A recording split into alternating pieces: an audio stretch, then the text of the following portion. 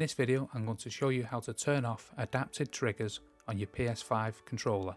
Turning this off can really help your online gameplay as it stops hand fatigue and also makes the battery last a lot longer.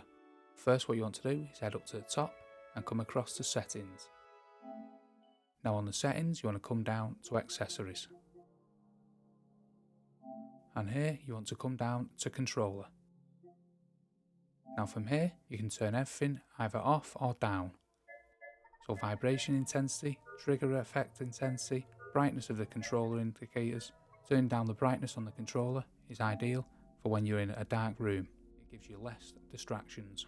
You can also turn down the controller speaker, and you turn it all the way to the left will turn the speaker off. Turning everything off on the controller and to dim on the brightness and the controller speaker all the way off will make your PS5 controller last an awful lot longer without needing to be charged.